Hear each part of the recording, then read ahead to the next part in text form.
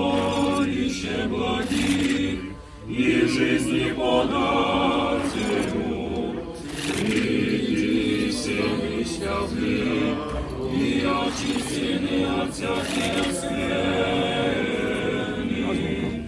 и спаси блажне души наша.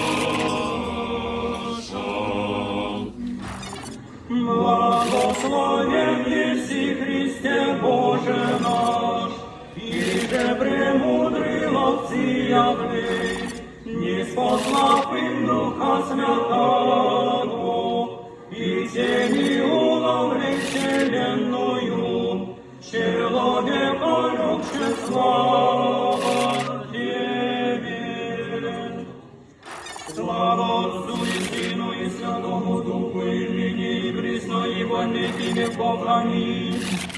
Егласнейше языки змея, рассеяше языки вышли, егаже огненные языки раздаяше, в соединение вся призвал, и согласно слова